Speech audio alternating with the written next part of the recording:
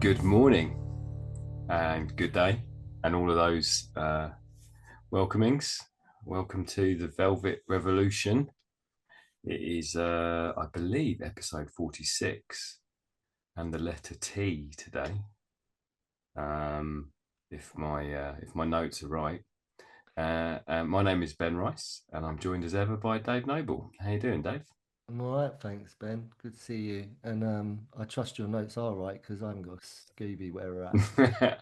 Well, that's just it. I can kind of make it up because I know you're not going to challenge me. Yeah.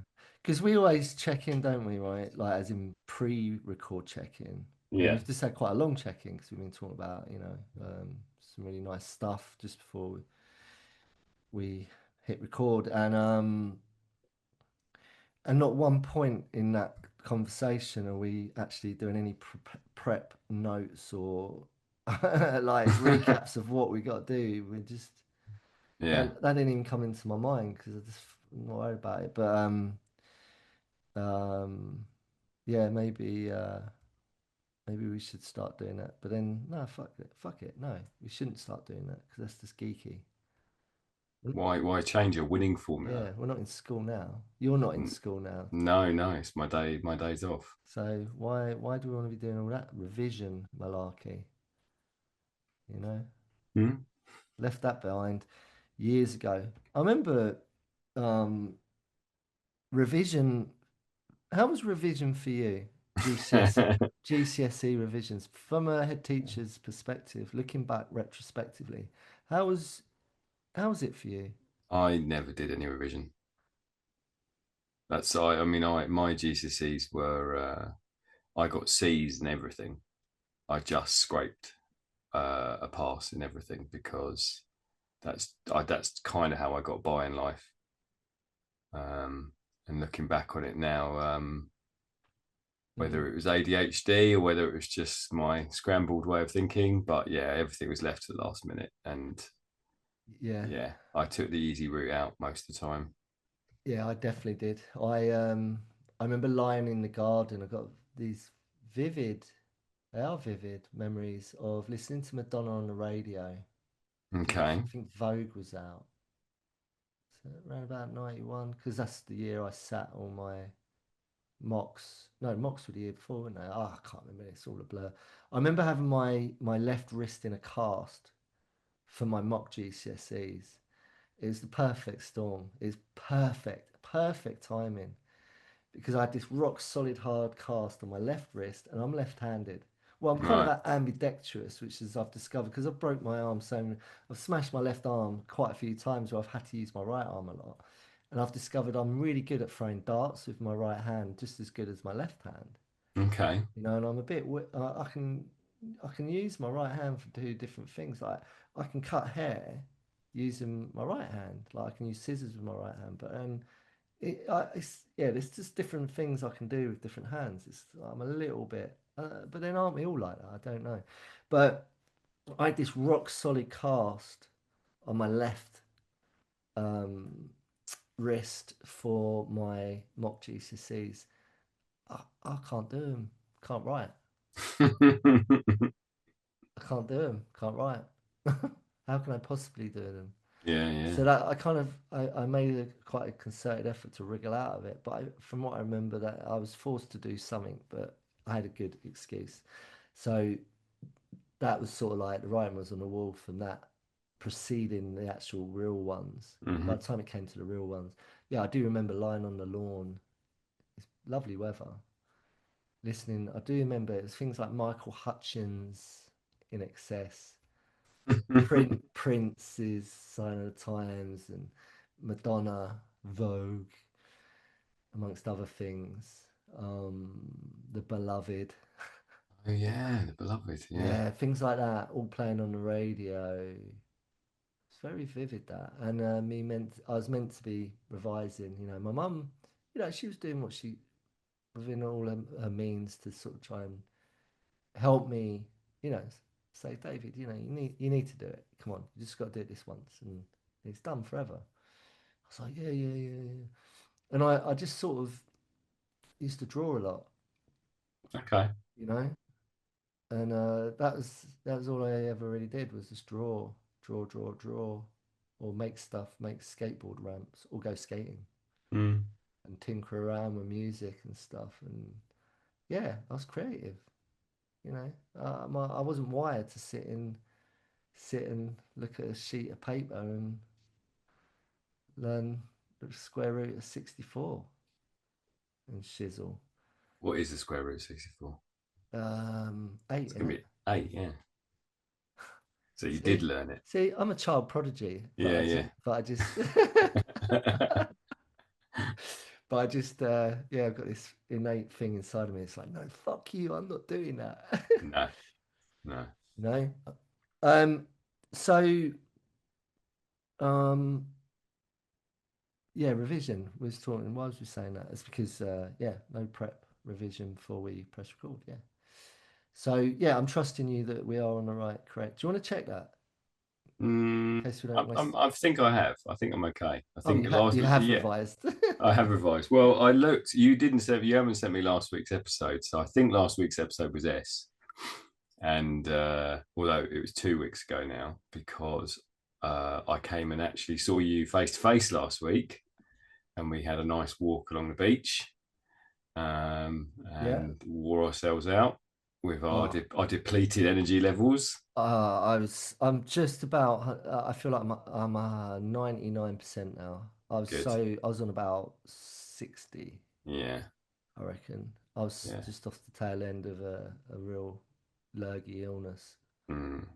So, but it was really good to see you all the same. So yeah, it was lovely to catch up face to face. But so that means we haven't done an episode for 2 weeks. So I believe the last time we did an episode, it was S, and it was your choice. So you've got to pick this week. So it's me, and I've got Okay, to pick that's great. T All right, T for Tomahawk. or T Um, Rex. yeah, so look, I haven't really answered your question on my check-in. How am I? I think you asked it. Yeah, I did. I And did. just really quickly, I'll just say I'm good. Yeah, Yeah. back to full strength. Well, Yeah, almost. you know, when I don't know about anyone listening if they relate to what I'm saying, but like when I'm really wiped out, I question mortality.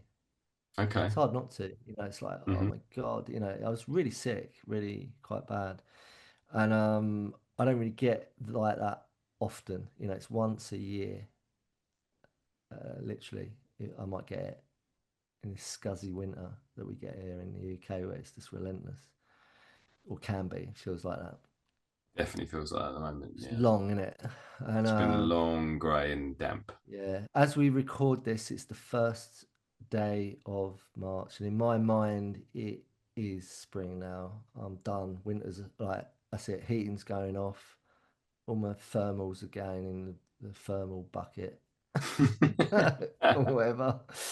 And I'm gonna start wearing linen, linen and sandals Nice. and a sun hat. And I don't care if it's still raining and cold. Okay. I'm gonna Just going fake to put it. your sun costume on and do a sun dance around your Yeah, house.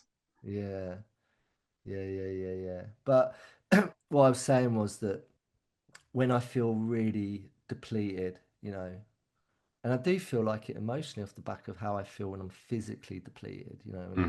when I'm sick, you know, just, you know, is anyone enjoying that? I don't know, but you know, for me, it does, it wipes me out and I'm very sensitive. And when things hit me, they hit me quite hard, you know, like illness. So it really does sort of just take it out of me. Um, you know, and I haven't got a carer. I am my carer. You got Rupert. And Rupert, yeah, he's really good. He'll sit on my chest Yeah. and purr. Check your heart rate. Yeah, regulate it. They're really great. They calm you down, don't they?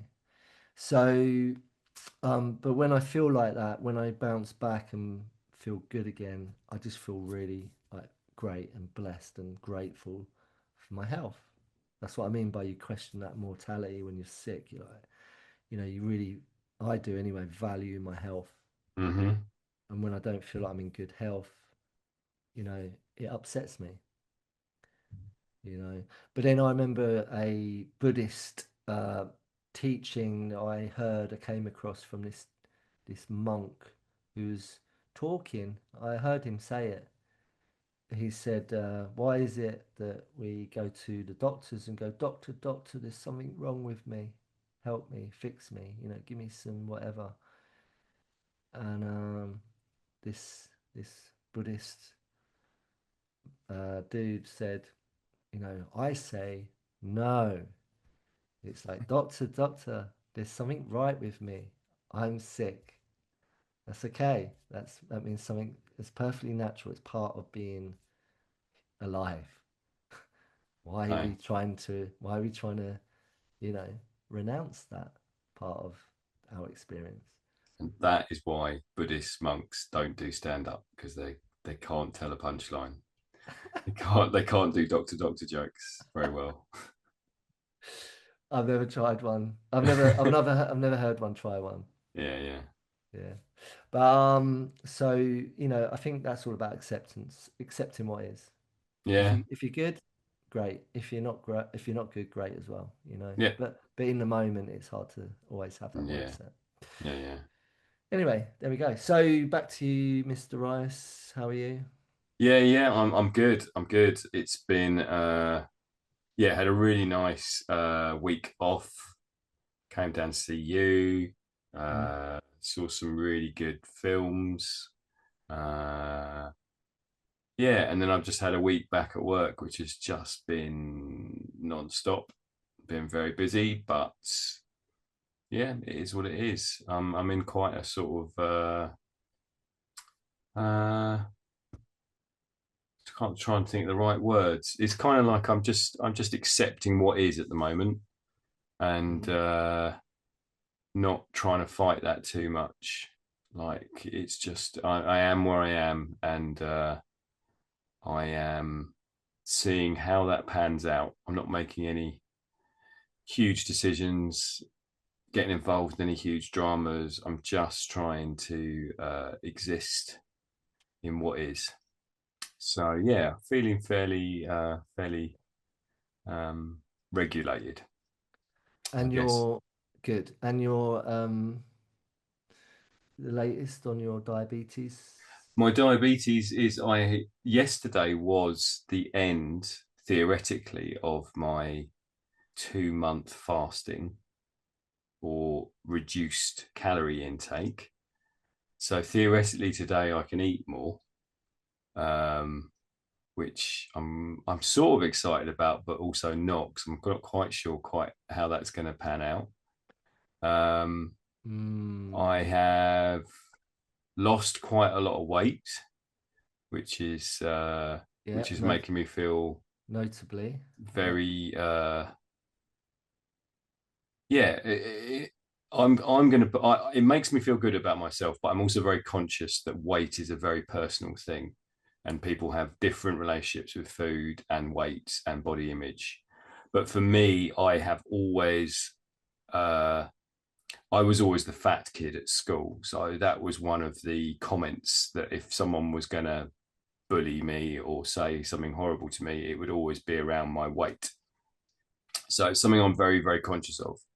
So to have lost quite a lot of weight and everyone commenting on that now uh, is quite interesting to be.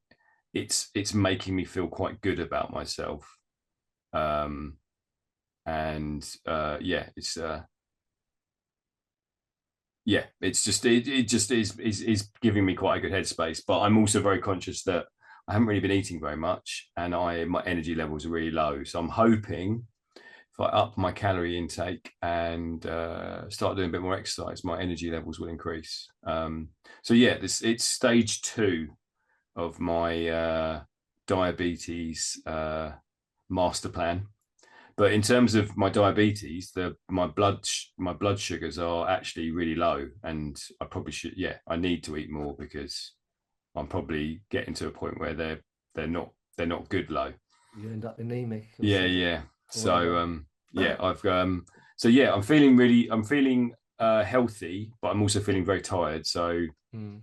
and energyless. But I'm hoping, as I said, that the next stage will affix that. Um, and this was always my plan this year. Was I felt like I felt like health was something that really held me back last year. You know, I had the ingrown hair, I had the diabetes, I had my shoulder. It just felt like every time I tried to get up and do something, my body was like, no, no, you're not ready.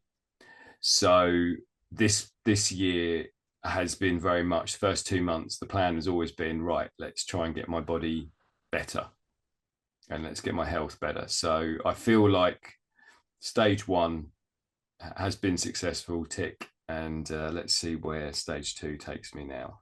Brilliant. Well, look, keep us up to date with that. It's Mm-hmm. really good to track it on here. It's Yeah, the ultimate of accountability. yeah, I think yeah. it's great, and I have no doubt. To anyone who's trying to, this is inspiring to me. It's what it's all about, accountability. I always Mm, bang on about accountability. Me on my own. I mean, look, I've got accountability to myself now. I've learned how to do it, but I couldn't possibly do it before on my own.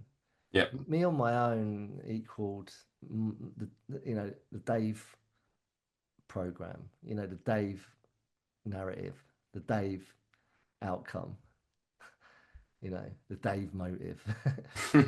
And it wasn't always conducive to my freaking well-being Uh-huh. Yeah, or no, a I hear that. positive outcome. You know what I Yeah. mean? I've got a lot of evidence for that. People at home, have you got evidence for your own, the way Your you your do stuff? solo programs, how have they work? Yeah, How have they worked out for you? yeah, so again, it's always down to taking stock, doing an inventory of your lives. If I got the evidence that maybe I need to change some things. So anyway, um, this is great. Accountability is what we need, and you come into this, you on your own with no accountability. I'm gonna guess you might not be where you're at right now. Mm. Yeah, it's very true, and I'm very conscious as to what happens next because I've been in a good place health wise before, or I've done diets or I've done exercise to a point before, and there's usually a time, and I'm guessing most people will recognize this. It's like, oh yeah, I've done that now. I've ticked that box, and now, oh yeah, I Yeah, can just go back to having pizza and ice cream, and I don't have to go to the gym. And yeah, it's I want to make consistency the the key. And yeah, like you said, there's got to be some accountability that I just don't believe. I'm not yeah, quite sure what that's going to look like yet, other than obviously yeah, checking in on here, but yeah. I don't know quite where that fits in with my life and where that accountability will come from Mm, external to here. And I think that's a well, very valid point. well, for now, you use it's working, so don't change a thing, right? Yeah. So don't worry about like what's going to happen in the future. Just worry about what you're doing now, and it's working. So keep doing it Mm, a day at a time to the best of your yeah. ability, right? This is for everyone at home, right? So like, um, this is what I task these young mavericks when we're looking at trying, not trying. There is no try when we're looking to do change.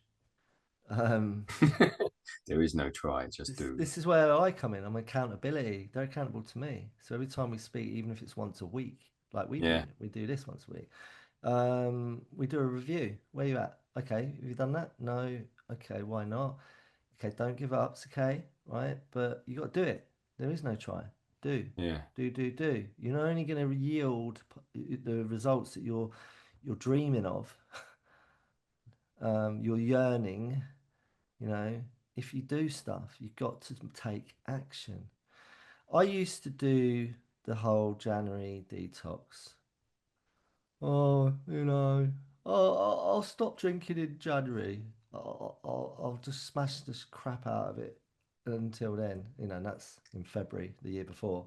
Uh-huh. And then I get to January, New Year, and I'm like, right, okay. But my motive behind that wasn't really, you know, accurate at the time. I can see looking back now. There was part of me that kind of just needed to have some time out, literally, that gift of desperation. I need to stop for a bit because I'm going to kill myself. Yeah. Um, well, that's how it feels, literally, but. And so you'd have that time out, but lurking throughout that sort of whole process for them 4 weeks or whatever in January. And I'm patting myself on the back, going, "Yeah, you see, I can do it. I can do it." Um, through white knuckles, Hmm. and gritted teeth, um, and having to navigate cravings, insatiable cravings at times. And then, yeah, lurking at the back of my mind is that impending February the 1st, Yeah, where yeah, I just know that I'm going to break the seal, and it's not going to be a healthy step forward, to do it in a moderate way. It's going to be like I'm going to make up for lost time and business as usual, mm, and it'd be like that for 11 months of the year, and then I'd make another attempt the next January. So, but through that process of, you know, torture, and feeling crap about myself that I kept failing, yeah, my desire to really address that issue became stronger, and eventually I was able to, make a conscious decision to really, take some action to do, mm, and I needed accountability for that. Okay, just done an episode. yeah. Accountability. Accountability. Yeah. Unfortunately, we're not on the letter A. We're on the letter T. So, All right, let's get into it. Let's get into it then. So, yeah, I did shy. you I did did shy shy. last week. We did Yeah, shy. yeah. You were too shy, shy. Hush, hush. Too shy, shy.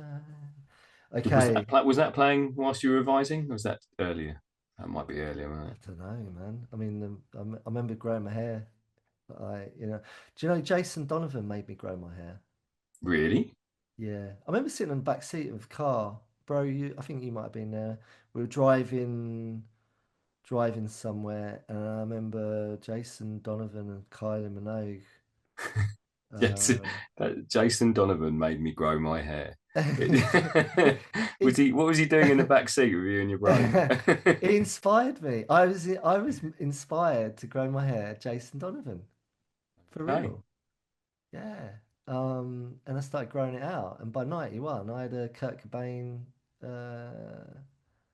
Kurt Cobain, um, Was you know, Yeah. Was like Jason rocking like a mullet in Neighbours? That's how I kind of remember it. he had this really. It was mullet. Him and what was his cousin or the geezer, the Craig, the muscly guy with the curly hair, Yeah. Craig McLaughlin, wasn't it? Yeah. But what was his name? Shane, was it?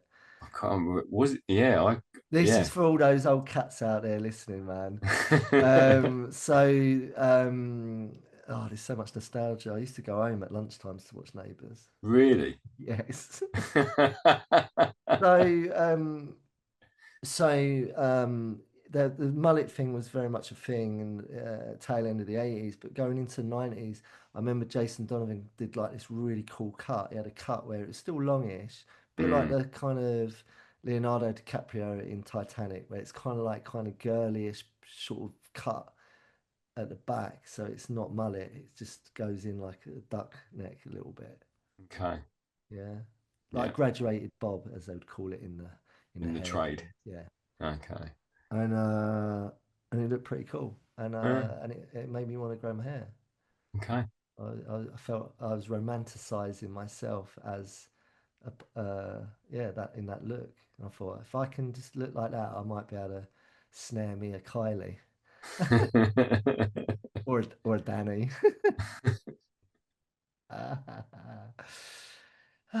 Okay, right.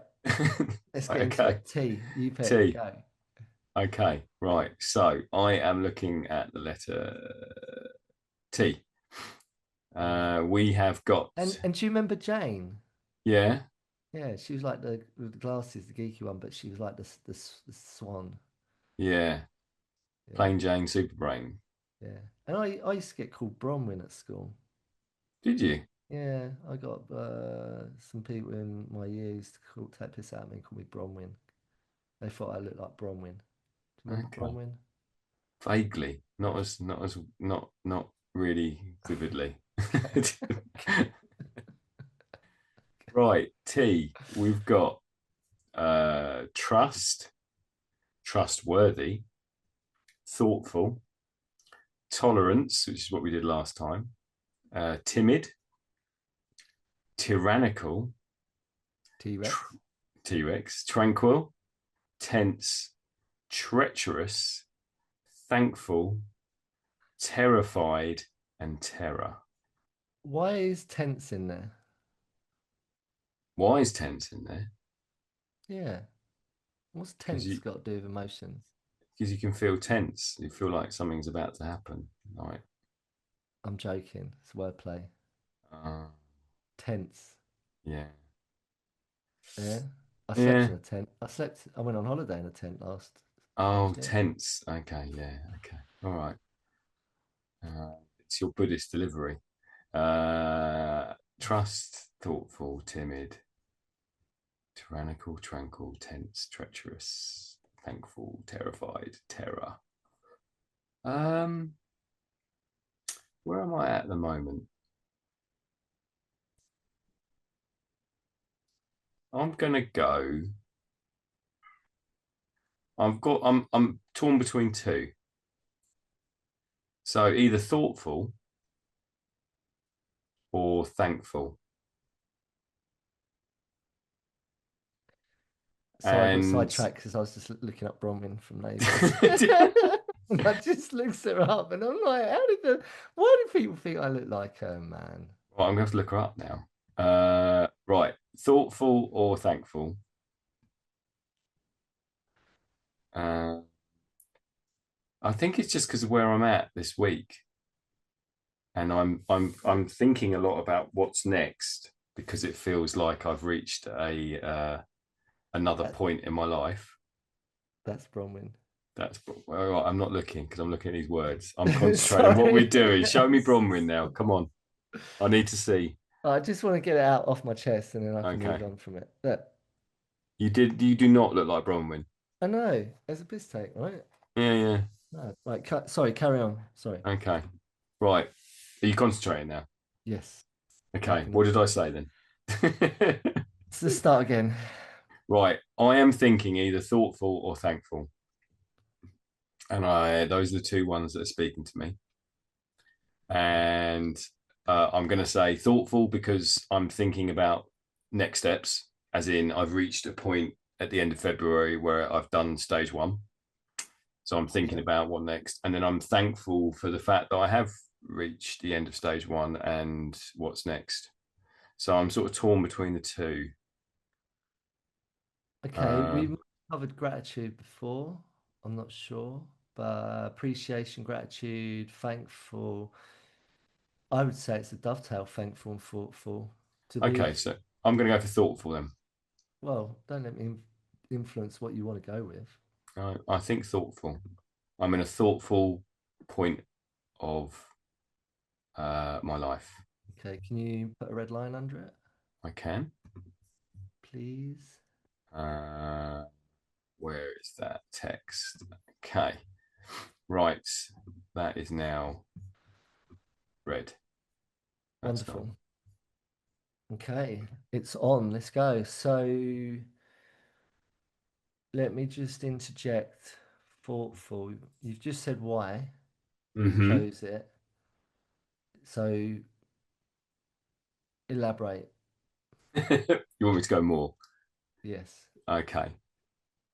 So yeah, I'm at a point where I'm thinking about. So I'm for me, like reflecting on thoughtful is that you're quite often thoughtful about other people. It's about thinking about others.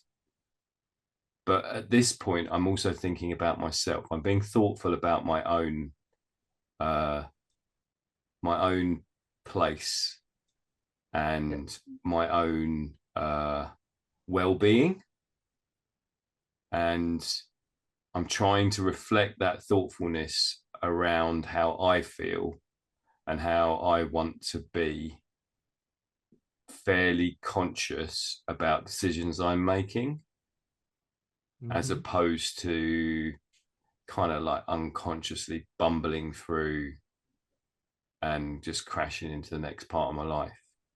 Uh-huh. And I do think you remember a couple of weeks ago you said you had that sort of fizzy feeling because you felt like something was going to happen, something was going to change. Yeah. And I've been feeling like this for, I would say, a good year at least, that things are going to change, but I'm still not quite conscious of what those things are.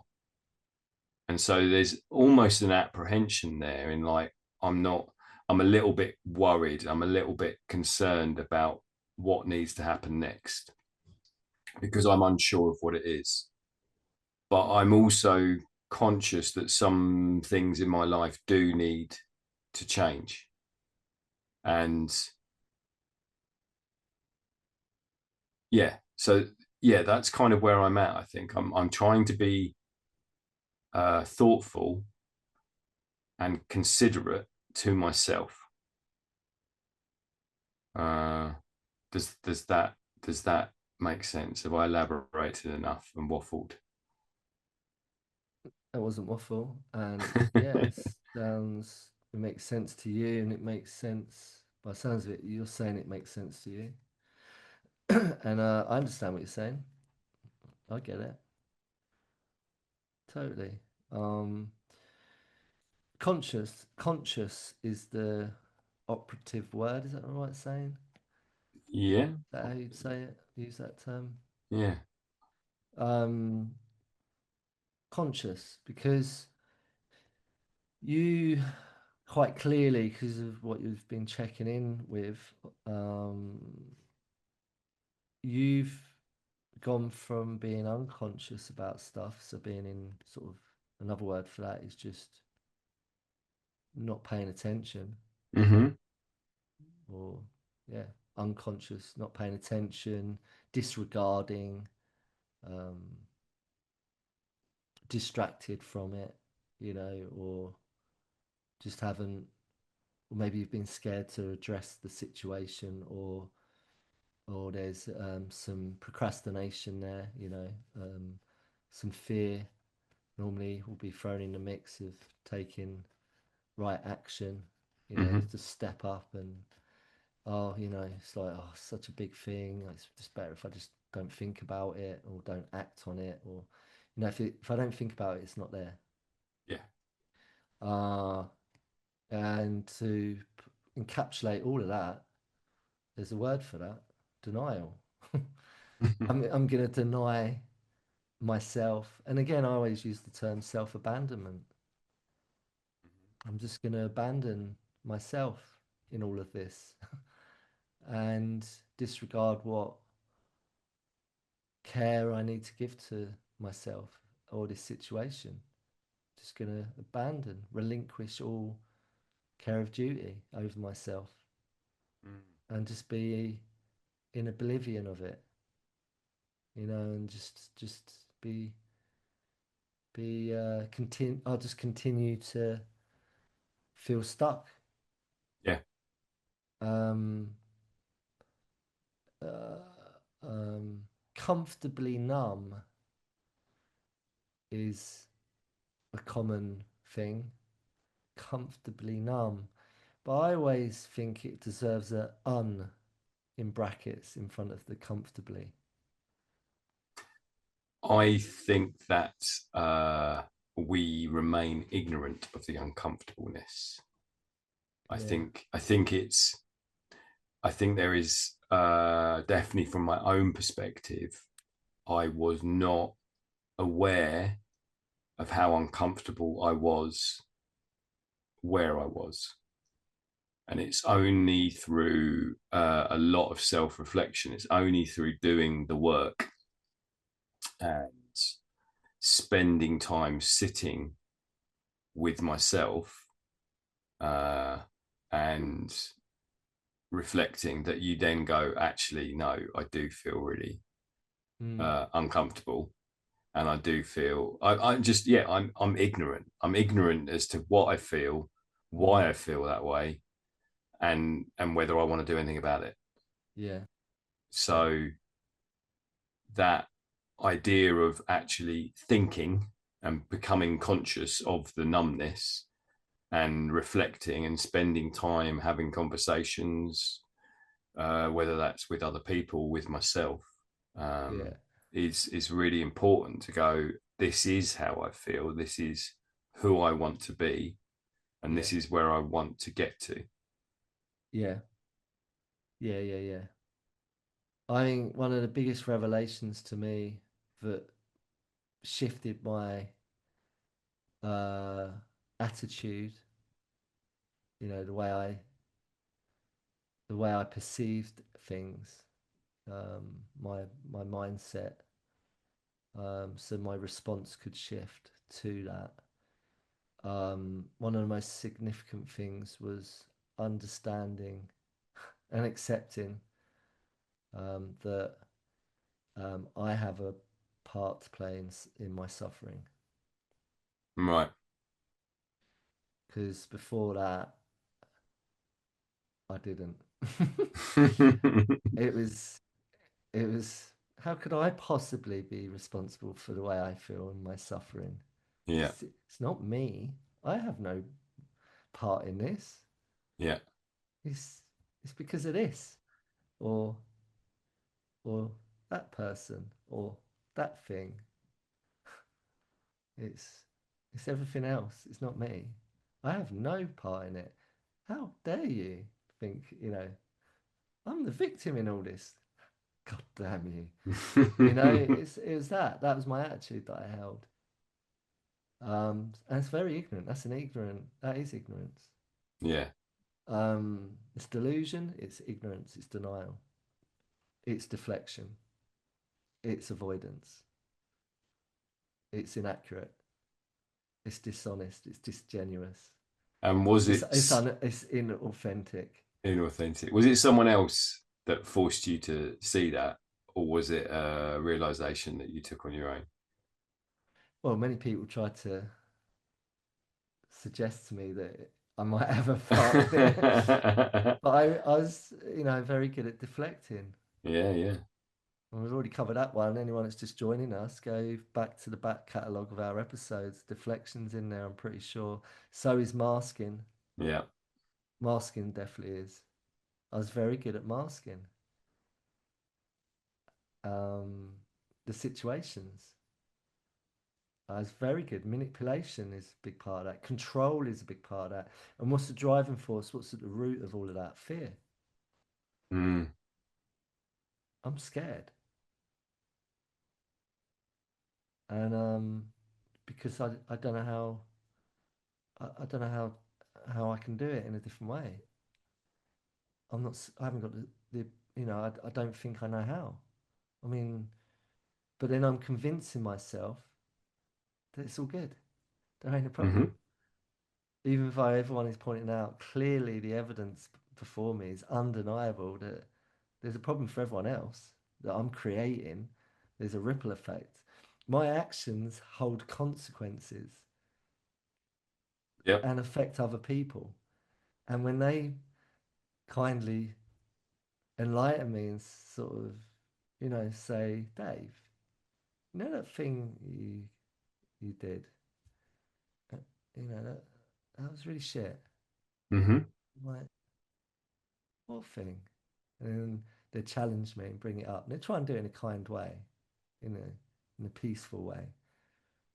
But because I'm going into defense mode and it's tapping into something inside of me there's an insecurity there. I'm going to defiantly defend that point. Like I'm going to defend my because I'm very biased with how I see things, my narrative that I'm trying to protect and to try and I'm talking past tense. This is my formative way of how I was before I learned how to not be like this. Hmm. Um, I mean, there's a lot of people in very important positions placed in the world out there that are, we're at the mercy of these people, and what I'm describing is their behaviour. It's mad, isn't it? Hmm. And And there's a lot of ego yeah, associated to it. There's a lot of ego because what happens is when you've got to protect there's narcissist traits to it for sure. Where because you're trying to defend your position, ego becomes strong. The force is strong, um, and you'll do anything you can to defend it and to be right. It's not me, it's you. mm, What are you talking about? What do you mean I'm done? No, what? And it's just like you know, I don't know about anyone else, but I was really good at coercion and manipulation and weaving narratives and confusing people and spinning it yeah, and making them feel bad and then they'd apologize for accusing me of it or something. It's mad. I'm just being honest, people. This is how I used to be in my formative life when I was very ignorant and caught in really shitty behavior, which I had to take accountability for and stop doing. Why was I being like that? Well, I was just deeply insecure. mm, At the crux of it, I was a child. I was very immature, and I wasn't taking responsibility or accountability for my actions, my behaviour, and and that's okay. It's right, you know. I can talk about it and have no sense of feeling remorse or shame because I've worked through all that. mm, And I'm not that person anymore. You know, it's a complete opposite. You know, so and now I have to work with people that are like that, and I have to challenge them, and they try and do all of what I'm saying to me, and I don't buy into it because they can't get past me, and it fucks them up. mm. I mind fuck them into submission. You know, that narcissist behavior, you can't fuck with me, man, because I know it so well. So thoughtful is a lot of what we're talking about is if you're not being thoughtful, you know, um, it says here, I just had it up in the big book of words, thoughtful, deep in thought, which is what you started it with, you led it with, it's me, it's about me being deep, it's pensive, it's me taking stock, you know, I'm being thoughtful, mindful of what my needs are. Yeah. I'm gonna meet them, right?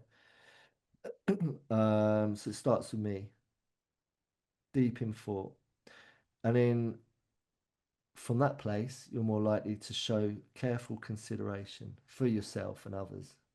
And in the big book of words, that's me talking, not the big book of words. They're not that clever. I'm joking. I'm joking. So deep in thought, and then it says showing careful consideration, and then it ends on showing consideration for other people. So I say it starts with me from that place. You know, I always say it. How can I be thoughtful towards others if I can't be thoughtful towards myself? How can I love others if I can't love myself?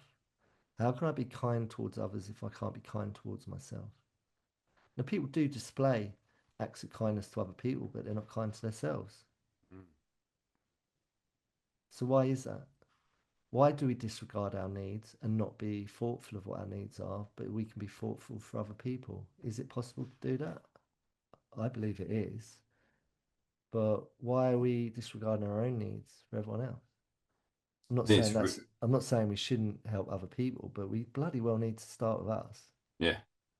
I think it's really easy. From my perspective, it's something I'm very, very good at. Is I'm very good at giving other people advice, helping other people, seeing their mistakes and seeing their issues, but actually doing something about it myself is I don't, like you said earlier, I don't have a problem. Well, you know what you're talking about. I'm not the one that's causing this causing these issues. There's so many charlatans out there. There's another documentary popped up on something that I was looking at the other day, and it was another one of them yogi guru, self-proclaimed yogi freaking gurus, and he's been there's a whole film that's been made about it, how freaking dodgy he was. He's an octopus. Right. His tentacles seem to get entangled and wrapped around all the people, probably like all the, mainly women. I can only Mm-hmm. imagine. I can only imagine. Um, it's just another example of what we're talking about. Yeah, I do think it's very, very easy to do is for our egos to take over and for us to get to a place where we have all the answers. I mean, yeah, I mean, if we, yeah, I, one of the other things I've hit at this point is a realization in terms of my recovery and where I'm at as a human being at this moment in time is I have had a tendency over the past year to be quite superior in that I have I have friends who are still very much in addictive stages of their lives. In fact, most of my friends and most of my family are still massive drinkers. And I find it very easy. And I haven't drunk now since uh, probably since I was 40. So it's coming up for 10 years. And I am very good at being in a holier than thou place of I don't drink, you know, watching other people get drunk, other people get, foaming at the mouth, crazy. I've got a couple of mates that, yeah, that when they drink, and it's big, and I think I have been able to stand in a position of superiority and go, well, I'm better than that, which is complete ego. It's complete crap. It's just me being superior nonsense. No one likes, the ex-smoker or the ex-drinker going, oh, I don't do that, and my life's so much better, and no one wants to be met with that sort of version of humanity constantly. Is like, oh yeah, well, I don't do that, so I'm fine. And I am very conscious, and I have become very conscious over the past month or so. There's a few things that have happened in my life where I've gone, I'm okay because I'm not doing that. And actually, I aren't, I aren't, I am not any better. I aren't any better uh, because I'm not doing anything else about it. I'm not doing anything to get to somewhere different. I'm just not doing it. Does that does that make sense? So, Like it's enough to not be doing it. It's not enough for it, I need to be doing something more, as in I need to be cultivating and creating a life for myself that is something else. It's not just enough to not do it yeah, and say that's fine. because drink's not the Oh, problem. is that too cryptic? No, I think I Yeah. get it. Drink's not your problem. You haven't got a drinking No, problem. no, Like you haven't got a no. food. You haven't got. Relationships are Yeah, my problem. you haven't got a food problem. I mean, I would say No. you haven't even got a relationship problem.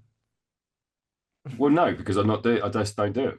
Yeah. It's like completely So abstaining and completely. yeah, So but in terms of becoming a monk, I'm doing a really good job. Just sign me up to the monastery now. But it's like I don't think that's enough. I think I've got to be cultivating the life that I want, that yeah, I want to be doing the things that I want to do, and not sitting there in a space where I'm like, yeah, I'm not really getting exactly what I want, but I'm also yeah, not doing the things that I know are negative. It's not yeah, enough. yeah. So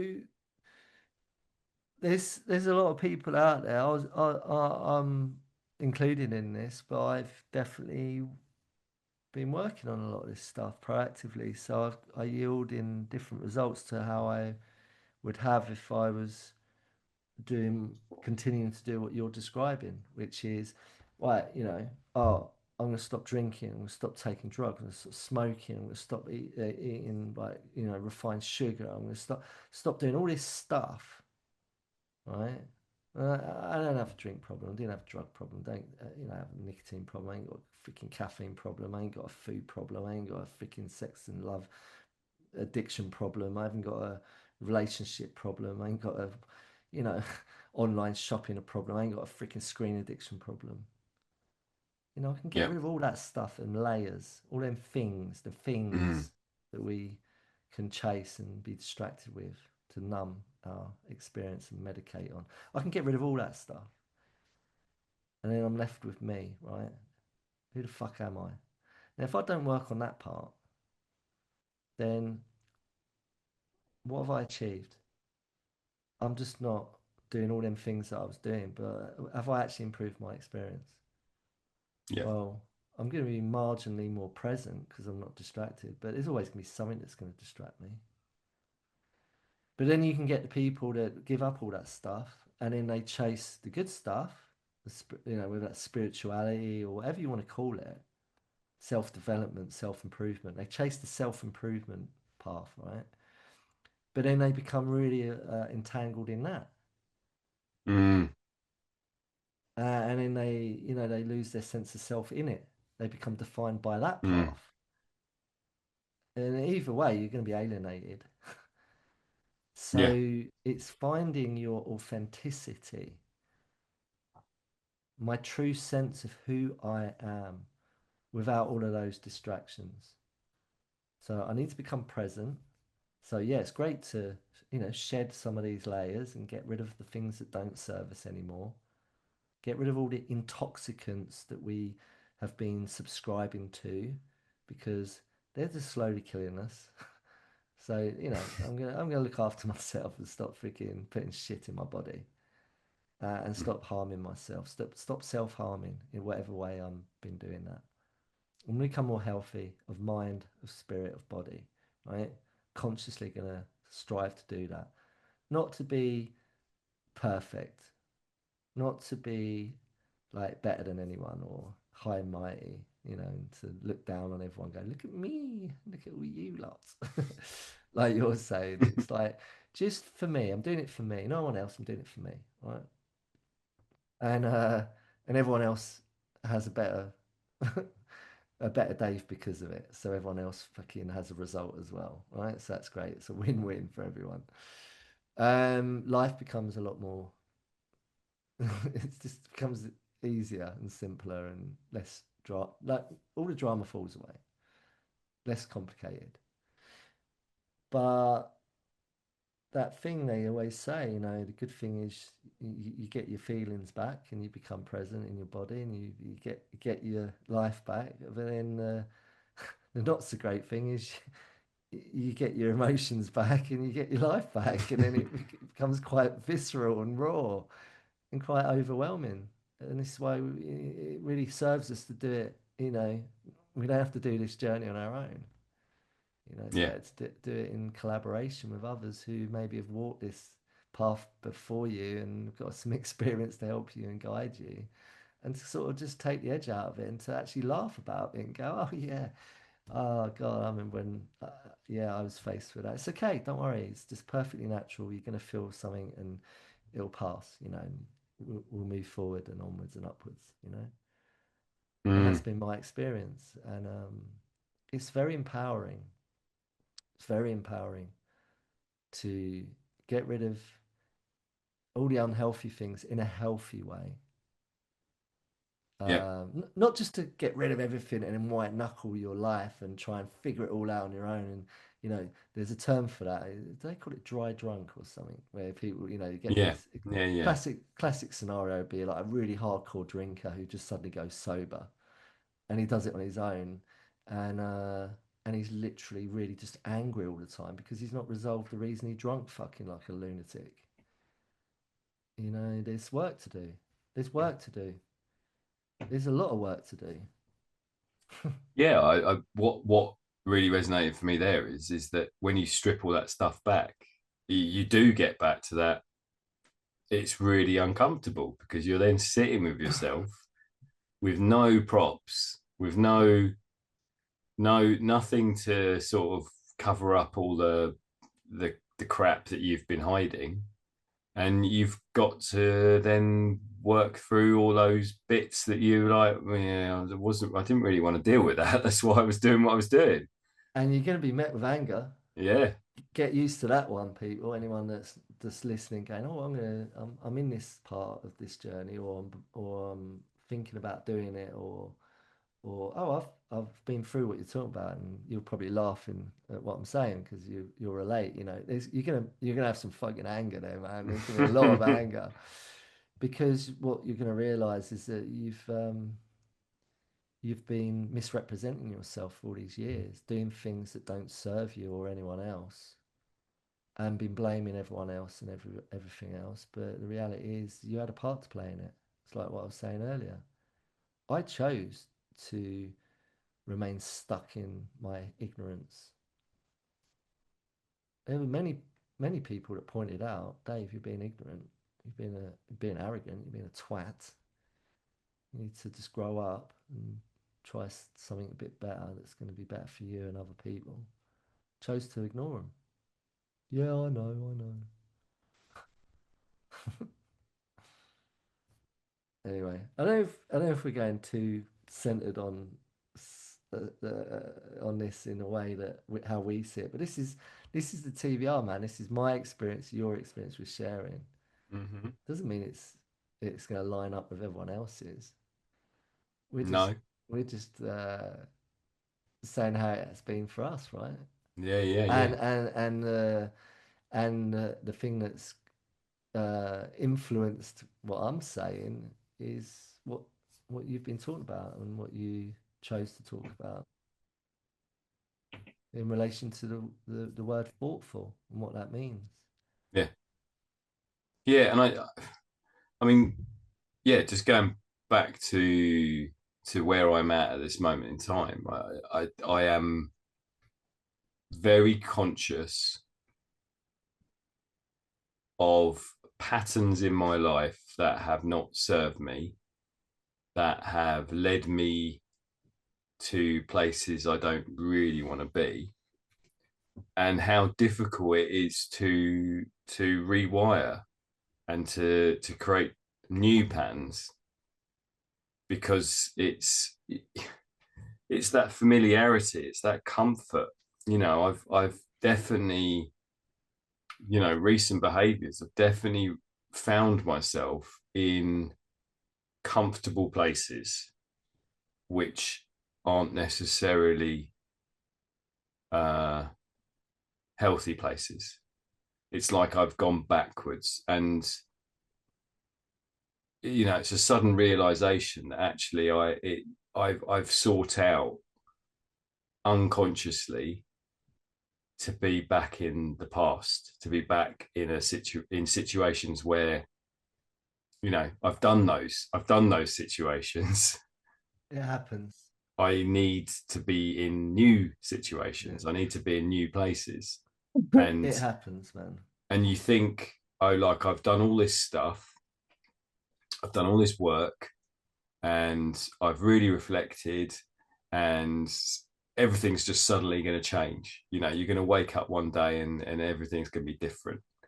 And actually, what you find, and what I've found, sorry, is that I am waking up in exactly the same situation, because that's life. That's what I do. And it's only by being thoughtful and really considerate of my own needs and careful. I think that's the word I really liked when you read out the definition, is careful. Mm. I'm going to carefully choose what I do next.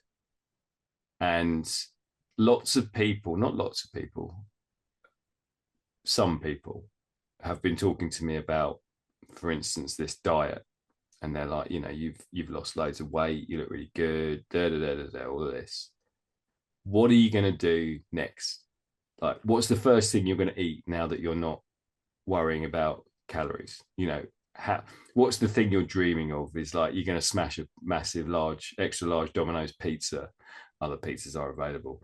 Are you gonna, what's the thing that you're going to break this fast with?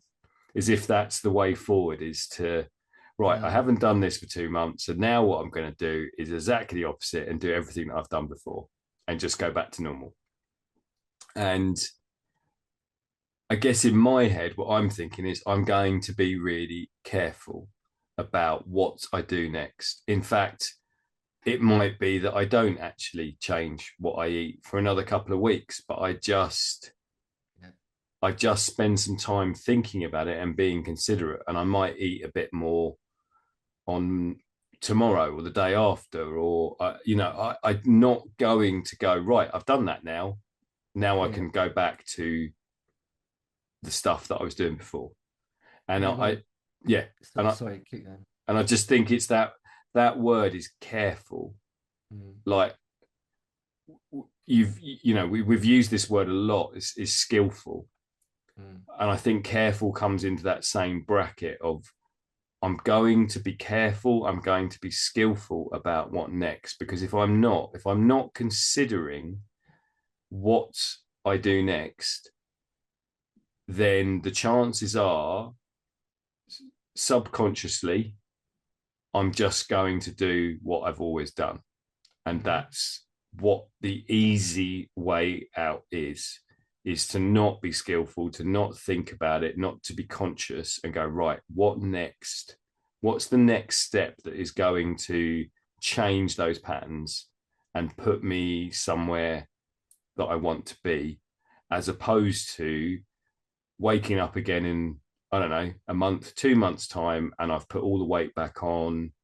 I'm doing exactly the same things that I did before, and my blood sugars have gone through the roof, and I'm not any different. Yeah. Yeah. Yeah. I withheld from, I was gonna, do the usual banter of like, oh, and joke about something, of how you're gonna, dive into, a bottomless hole of the food debauchery. But Yeah, yeah, yeah. I withheld from that because I didn't want to, I was being careful not to be sort of um, bringing that vibe to it because it's obvious how dedicated you are to this and how much you've done really well. And I believe you are in the right mindset, and you've got the right attitude to continue to be thoughtful over your choices in what you're doing. You started, you're going to carry on what you've started. Because otherwise, what's the point? Yeah, What's the yeah. point? It's like, what's the point of, why are you doing, what's your motive? Why are you doing Detox January? Why are we doing, why are we making these New Year's resolutions and sticking to them for 1 month and then fucking it all off? Mm-hmm. Why is everyone out running in January and then no one's running in February or March? Why? What's the point? Why are you Yeah, bothering? yeah. Why don't you just sit on your fucking ass and continue to implode? What's the point? Mm-hmm. What's the point of kidding yourself? In Yeah. all seriousness, what's the fucking point of kidding yourself? Who are you trying to kid? Who are you trying to prove it to? Your wife? Your husband? Your kids? Work? Your mates? Facebook? There are other social media platforms you can There's plenty of post them. post your lifestyle on. Um, what's the point? What, are you kidding? What's the fucking point in all that? I Wasting your mean, time. all of those things are are giving you something. All of those things are giving you that feedback loop. It part of it is, that's, I mean, like when you're talking about accountability and being, who is holding you to account other than yourself? And part of it is having that verification and people saying to you, the fact that people are saying to me, "Oh my God, look, look how much weight you've lost, and look how well you've done," all of that. That gives me a certain level of motivation. I Validation. a It's validation. Yeah, I validation. could. I mean, I could have done the whole thing on. Could have done the whole thing on Instagram. I mean, and I could have put a picture on every day, and I could have gone, "This is my diabetes journey," and I But could have got external yeah, validation that way. yeah. Um, But you haven't. but I haven't, and it also doesn't. I've done this for me, Exactly. and And that's why it's going to stick. yeah, I'm hoping, yeah, and that's why I want it to No, be don't hope. hope. Just Hope is do. just do. Hope is a bit like trying. Yeah, I hope I can do this. yeah, It's like, no, I'm going to do it. Start to like this is for anyone listening. This is what I was taught, and this is what I teach, and this is what I practice to the best of my ability. And I'm not perfect by any measure, right? I don't always get it right, but most of the time, this is how I apply things. Is it's as we think, so we become. It's that. As we think, so we become. Oh, I hope I can do this thing. That's not good enough. mm-hmm. It's a start, but we need more than that. I am going to do this thing. Yeah, I'm going to do it. I've got to change my mindset to that. I Yeah, have to, I have to dial in my mindset to I can do this. I'm going to do it. It's conviction. It's absolute, unshakable, steely strength, motivation to do it and to do it. And if you practice that and if you continue to yield the results of that action and that mindset, right, you start becoming really um, solid in your way of doing things. It will become your being. It really carry will. the bucket of water Yeah. up the steps a It's hundred times a day. it's I can do this. I am going to do this. I will do it and I'm going to do it. I've done it. Yeah, It's that mindset. We have to start thinking like that, people. Not, I hope, I'll try, you know, I think I can. No, I can and I will. I've done it. See? And you keep doing that. And the more you do that, the more you practice like that, it's training. You've got to train yourself. You've got to build up that stamina. Mental, physical, spiritual being of doing it. You become it. You've got to embody it. This is how we make change, people.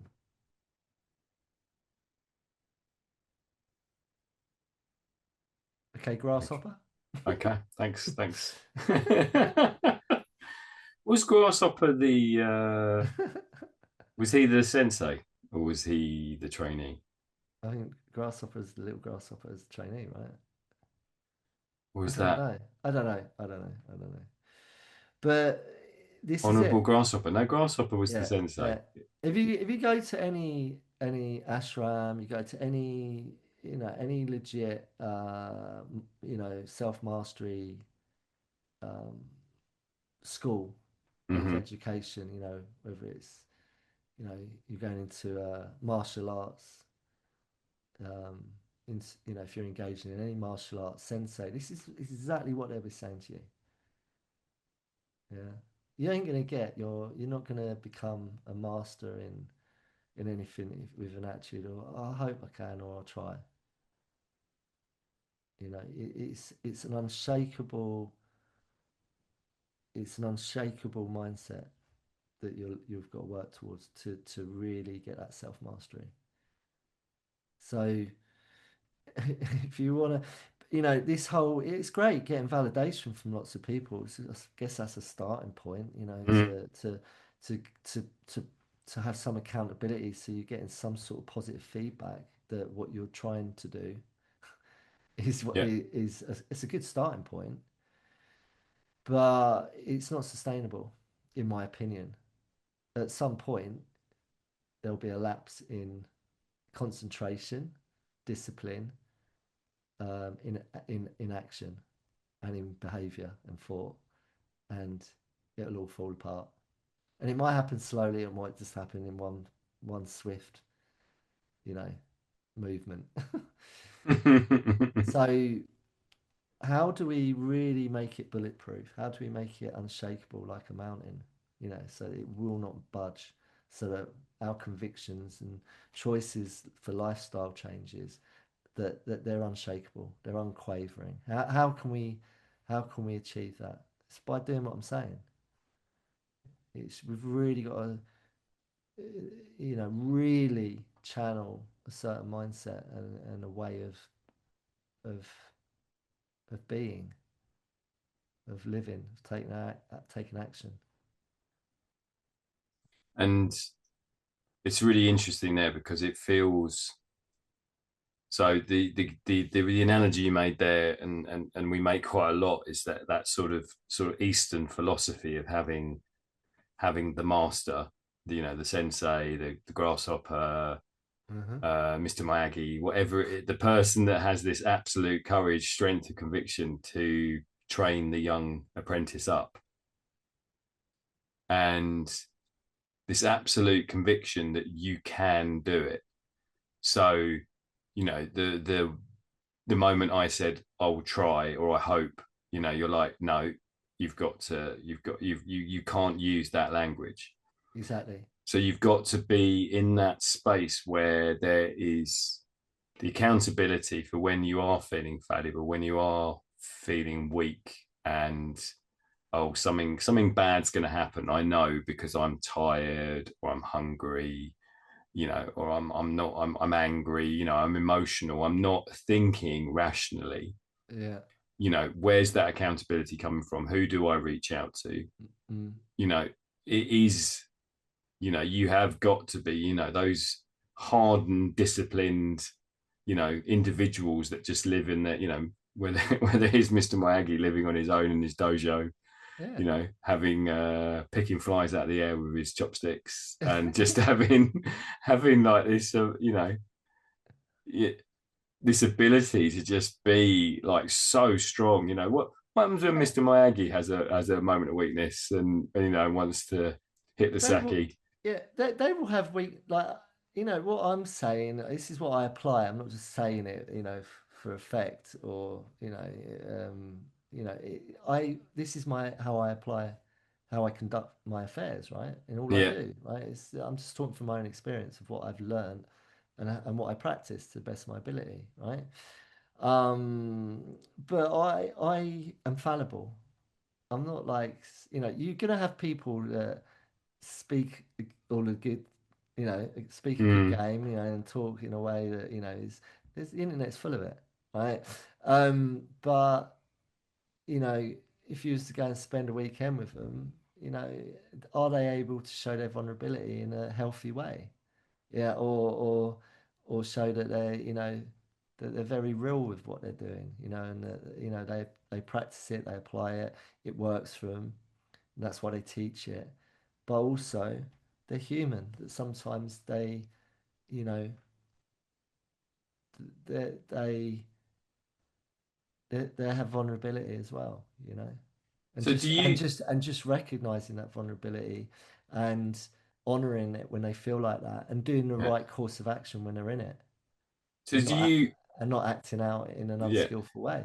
So do That's you think there is still, like, for you, in terms of where you're at now, and temptation for you, it's like, always there. It's always there.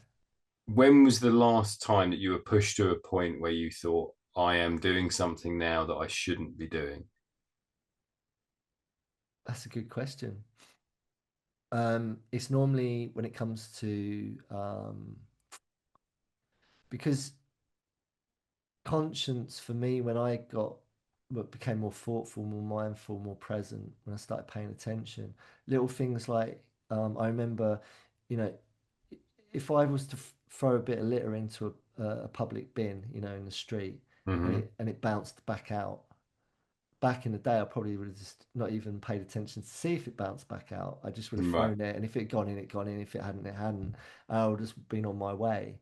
But I remember when I first started to become more present in my life, more conscious, more discerning, yeah, just more thoughtful.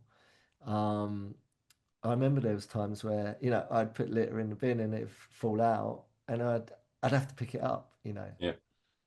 little things like that, little nuances like that. So for me, when you build on that, when you keep building on that sort of mindfulness, that thoughtfulness to care about not just yourself, but your actions and your behavior and your part in your role, and how I affect the world, and the planet that I live in and the people that I'm sharing this planet with, right? Over the years of that mindfulness and that care for yourself and other people, it's really hard to drift astray. And when you do, it doesn't feel right. It feels really icky. It's Hmm. not good. You feel like you're just not being honest. It's almost like you become too honest. And that can be pretty, that's not, I don't know if that's a healthy thing, being too honest, because sometimes we need to be creative to get through life, survival. Life is such that sometimes we need to be a little bit kind of in our ego to get by or to, you know, I don't know. And I'm not trying to justify, any conduct that might go on for anyone or myself if we're, if it's not being honest. Yeah. I'm just, that's reality. Is Yeah. anyone really, can anyone really say that they wake up and when they go to bed throughout the whole day, they've lived an absolute perfect, you know, picture perfect day where they've not done anything that hasn't been appropriate. I don't know. So to answer your question, I think my life is littered with things that are imperfect. Yeah. But the measure of what I call imperfection is nowhere near what my perfection was back in the day. What I thought, through the lens of delusion, I thought everything was perfect, everything's great. When in reality, is everything's completely fucked, and my conduct is completely fucked and inappropriate and unskillful and unboundaried. So the last time I'm trying to think, the last time, normally it's when it's in relationship with other people, of course, whether that's romantic, intimate, or just a working relationship, or there's something where I just don't see things the way other people see it, or they don't see things the way I see it, Yeah. and there's an indifference. But that's just, isn't that for everyone? I hope I don't sound too cryptic because I'm not trying to avoid your question. I No, just I just can't think, and that's a good thing. I can't think of anything where I've, that's troubled me in that way of late. and is there a point? Okay, so like, because I think you've gone beyond that point where the temptation for you, whether it was drugs or alcohol or any That's of that. gone. Yeah, no, Yeah. never have that. Of course, that's for me today. It's desire, Okay. of course, and But I'm going to be honest. Desire for me normally would come in anything like for everyone else, anything that's shiny, sparkly, yeah. um, or to my eye, very pleasing. Mm, Take your pick. That we could be talking about sexual desire. We could be talking about pleasury desire, whether that's food or experiences. Whatever. I'm no different to anyone else. And if anyone at home's going, I don't have that, bullshit.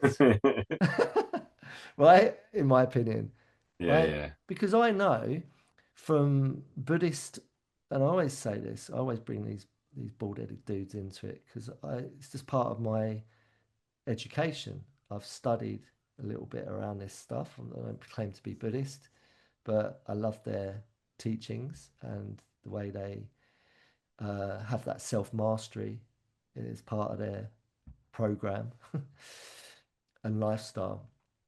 But I wouldn't want to go to their extreme unless things really went tits up. It's a good sort of plan B. But many takeaways I've had from what I've learned. I remember and this is I'm just going to be honest.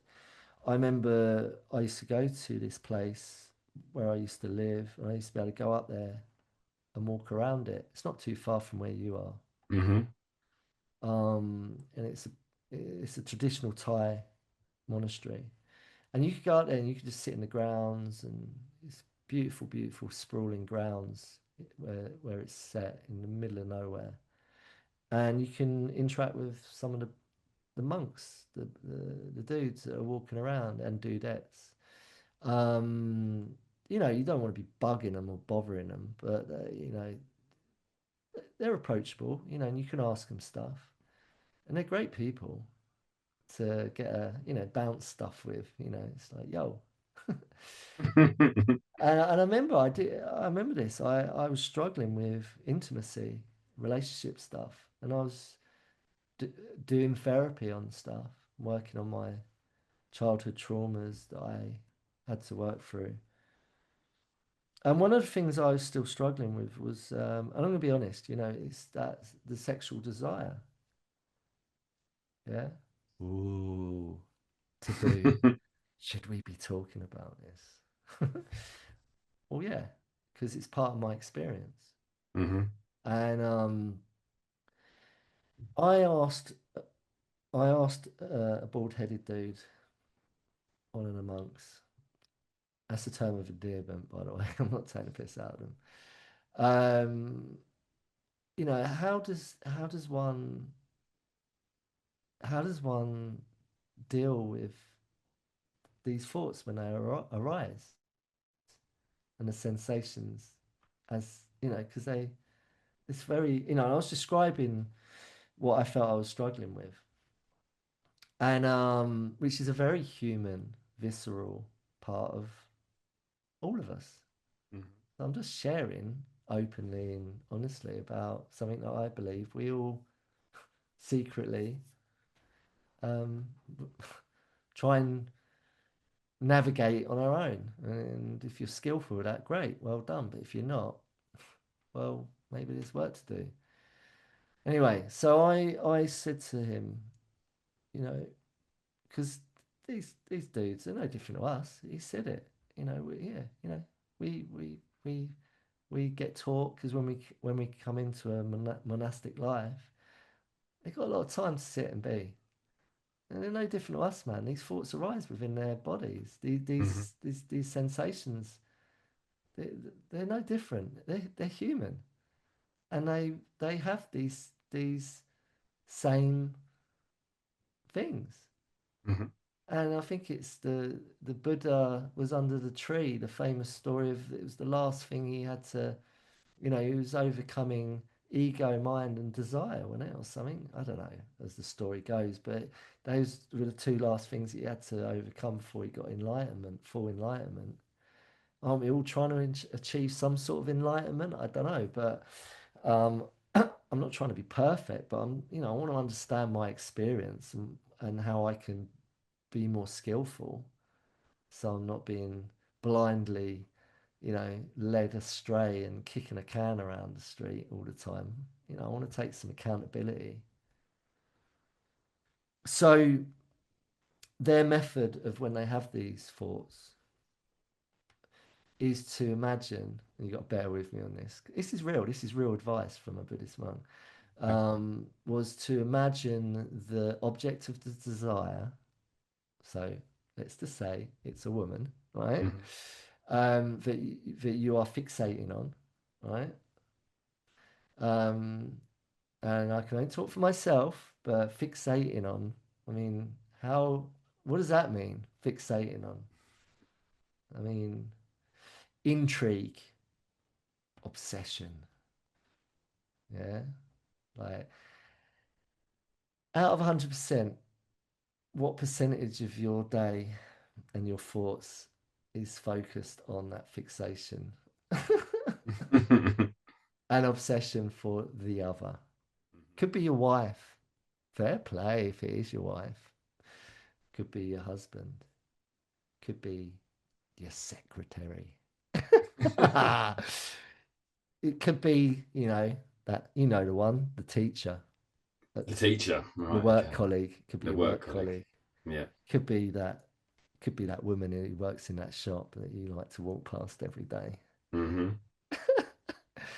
Could be the person that you sit on when you sit on a train on the morning commute and they're on there and you're always trying to see where they are and you're trying to sit near them, preferably facing them so you can do a little bit of eye flirtation for the journey. Or it could be the person that you saw on the escalator on the underground the other day, and then you ended up fucking going to the top of the escalator and then going back down the escalator and then getting on their same tube and ending up in the Elephant and Castle and getting off, and then they fucking went into an office building. And then you're like, oh fuck, I've just got myself to Elephant and Castle. I've gone the wrong way to work. Are you talking from experience here? Maybe.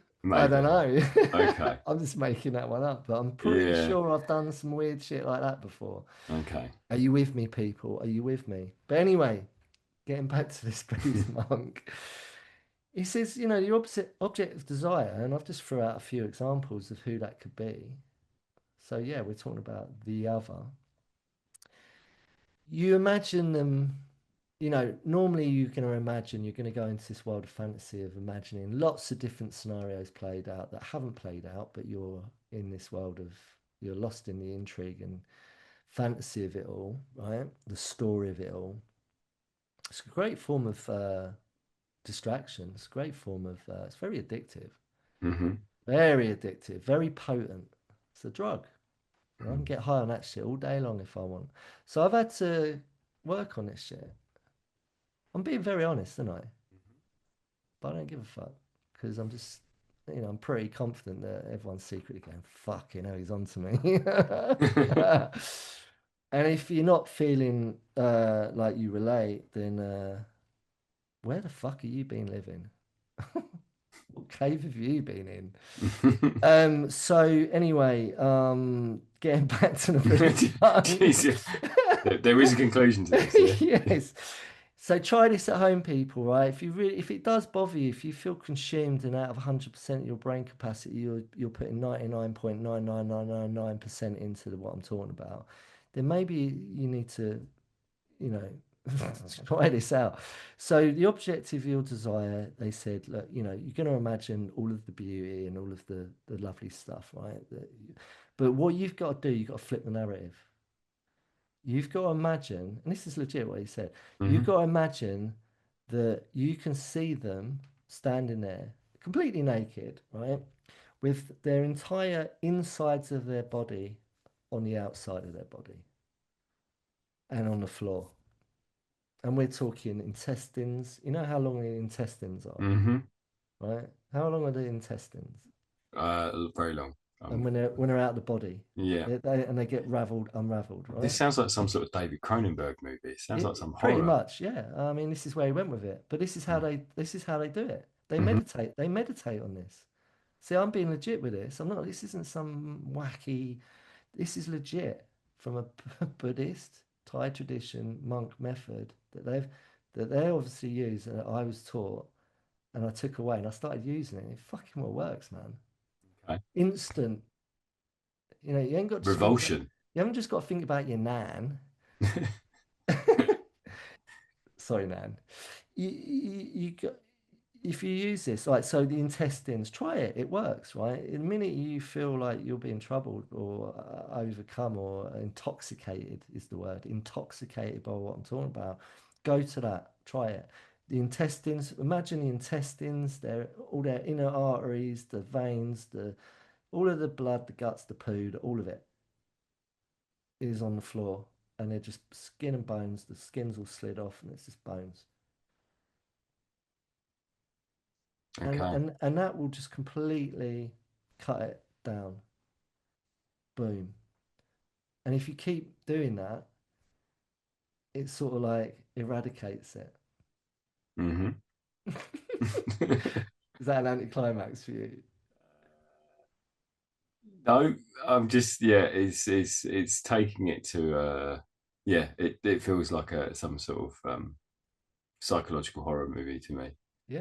Where Well, you that's are, kind but of you are. I get it. You're flipping the outside, the fantasy, the sort of, the romance and the intrigue into mm, something that's very carnal and very physical, and you're turning it into something that actually is. You exactly know, right. you're becoming. There's a human there, not a Object of object of desire. desire, Exactly. That's the point. That's the and point. you're like, this is a human that's blood and guts and is physically exactly the same as me or any other human being, Yeah. and it's just because externally I find them attractive. Yeah. And that's what we do. That's where our brain likes to sit 99.9% of the time. Our brain is not necessarily fixating on what I'm talking about, but desire is the catalyst. Mm-hmm. And take your pick. I could be obsessing about that holiday that I'm meant to be, whatever we're obsessing about and that we're fixating on and that we're addicted to, entangled, attached to, we're not present. Yeah. We're not present. We're not paying attention. We're not being thoughtful. We're obsessing. Obsessing is not being thoughtful.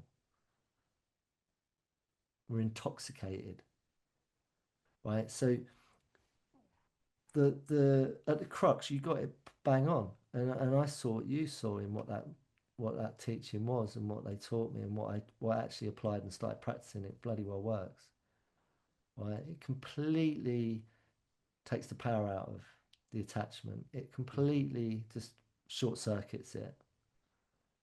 Try it.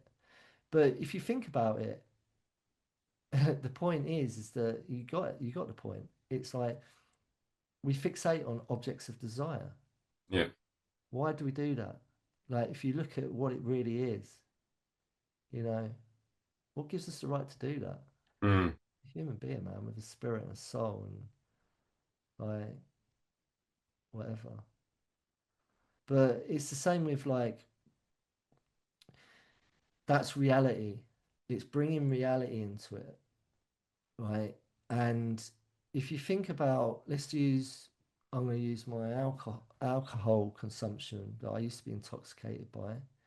Why is it I'm fixating on the romance of it all,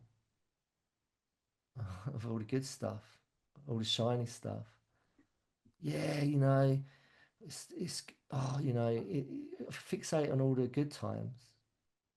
When the reality is, I'm not having a good time. Reality is, it's like the blood and guts on the floor. That's the reality. Mm-hmm. So why is it I'm fixating on all the good stuff, the shiny stuff of the thing that I'm intoxicated by? If you really sit with something, the reality is it's not what you think. And that's the delusion of our minds and our experience, human experience. This is pretty deep shit. And most people be like, the fuck? Like, ignorance is so bliss. Yeah. Yeah. I don't have to think about all this shit. I'll just blindly chase the the shiny stuff. Mm. But I don't know about you lot, but it troubled me. It troubled me. I didn't feel great. Stopped working, man. Stopped working a long time ago. Yeah. It's not to say we shouldn't have desire, because it's beautiful to have desire. It's nice to desire to feel, you know, and experience some lovely stuff. I'm not going to stop chasing, like, maybe chasing is the wrong word. Shouldn't like I'm not going to chase stuff, I'm going to do it in a different way. I need to do it in a different way, in a healthy way. Yeah. I'm not saying we should, not experience beautiful, yummy things. Because I'm a seeker, man. I want to definitely still continue to do lots of yummy things. I don't have any intention of stopping that, but it's how I do it, the spirit of which I do it. Yeah, and I think the word of the day is thoughtful, and I think what I'm taking away from what we've talked about today is that careful and considerate. That Yes. they are the things you are, and when I'm saying careful, I'm thinking skillful. Mm. So there is a care and a skill to how I practice what I say I do and what I actually do, and that consideration that I give to myself, I give to the other people I interact with, Mm. and everything that I do. So hopefully, I come from a place that is authentic and honest, and I end up in a place that is where I want to be. You don't end up in Elephant and Castle standing Don't. outside someone's office block wait like at 9 o'clock in the morning going, oh fuck, I need to kill like 8 hours till they finish work and I'm gonna follow and I'm gonna follow them back. Yeah, you don't end up arrested for being a stalker. That's not somewhere you want to be. That's not a skillful place to be. Oh my days. That's too funny. Too funny. Oh my God. So look, this that what I just shared wasn't me getting on my moral high horse, man, and all of that. It's just I was sharing something that was very, very part of my journey and that took place, quite some time ago, in my journey. And I think I did a deep dive into it because I needed to, because at the time what I'd done, I'd stopped drinking, stopped taking drugs. I was becoming like this, I had a bit of spiritual grandiosity where, like you talked about it. And but the reality was I was still acting out in many ways, and a lot of it was, what I just shared, with relationship stuff and the other and my interaction and interplay with that and where I sat with that. Ultimately I was still working on how to be I was still working on a relationship with myself. I didn't know really. um yeah, I was sober, and yeah, I was improving with my mental health, my mental well-being. My life became really a lot better for that, for giving up all those intoxicating things that were, but I was still getting intoxicated in relationships, and I was struggling to to do intimacy, really struggling. I had work to do, and so I did some work on it, and part of that journey was asking questions and learning and being open and willing to be teachable and to work through some stuff. And you know, I still struggle, of course. I think I'll always struggle to be intimate with people because the life, my wiring, the way I lived my early life, my early years, um, there was some hard wiring there. I always had to carry some insecurity around with me, and I'm not insecure because now I've learned how to, you know, I learned how to reparent myself. My parents did their best with what they had, but I learned to reparent myself to become the person that I need to be. That's a beautiful thing. So I'm not insecure in the way I used to be. I can still have little insecurities, but I'm not insecure, I'm not crippled with insecurity. So intimacy is easier for me now, but I still find it hard. Yeah. But I certainly don't have to act out on or be consumed by other people, um, and those desires. I've had to do a lot of work around it, and I've learned some really cool shit, and I've been able to do, like I said, I'm not going to hope that I can be better. I apply what I talk about. I do. I strive to do certain things to have a better experience for me and others. And that's all I'm going to talk about on that Well subject done. for now. And I'm sure I'll come Yeah. back to it another time, but I'm just being honest. Yeah. Yeah. No, it's really good. It's really helpful. Yeah, to hear that journey. We are not alone. I am not No. alone with what I'm talking about. And not many people want to put their hand up and say, yeah, me too. Yeah. Yeah. because it's a very, especially in where we're placed in this world. Um, it's there's a lot of bullshit going on, and Mm, there's a lot of peacocking and a lot of masks. People wear masks. I've learned to sort of just take the mask off and say, no, this is who I am, and this is what I was, and this is what I've become. mm, Just getting real. mm, It's okay to do that, but you need to do it with people you trust. Otherwise, you are exposed to, yeah, you gotta work with people in a very therapeutic setting with people that you trust to be able to work through some shit like that. mm.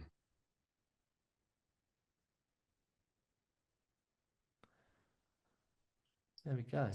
There you go. Thank you. I think that's been really powerful. It's been a really strong conversation today. So I want to thank you for your honesty and All right. congratulate you on the strength that you have found. I think it's really powerful. Still learning. Still learning. Don't know it all, but I know enough to have a better life. Yeah. So it's all good. Um, yeah. And I put it all in publication, didn't I? I wrote a lot about certain things, so I'm just talking it out loud, and I've Yeah. done a lot of public speaking on this matter. So if anyone listening, they're a bit like, "Whoa, fucking hell, Dave!" It's like, don't worry, I've it's not the first, it's not my first rodeo talking about this sort of stuff, man. And the profound impact and effect it has on other people when you do it, it invites people to get real too. I'm Yeah. getting real, man. I'm just getting real, and I invite other people to do the same. Mm. What are you waiting for? Just get fucking real, man. Welcome to the TVR. Okay, you all right? Yeah. Yeah. I'm good. Yeah. I'm good. Thank you for that. Yeah. Felt like as I said, felt like a powerful conversation and Mm. yeah, interesting times always. Yeah, yeah. There's this, a lot of people overshare, and it's inappropriate to do so. But this is what TVR is. We're getting real, Yeah. and I don't do it for, I'm not trying to, do it for any other reason other than to carry a message. Um, you know what I mean? I just invite people to take away and reflect on what is talked about, and hopefully something really great will come from that. That's it. Mm. Yeah. Yeah. All Yeah. right. Cool. And we have got an email address. Join us at the velvetrevolutionpod.com. If you want to, if you feel so profoundly touched by what's been spoken about, or you just want to say, you fucking overshared, you twat, feel free. Drop us a line. Yeah. Yeah. Mark it as anonymous. Um, not in a position to give advice, but Happy to share. yeah, exactly. Right. Okay. Let's close it. Yep. Yeah. I think we're done. Okay. Thank you for listening, everyone. Take care. Right. See you on the next one. See you on the next one, my friend. Toodle pip.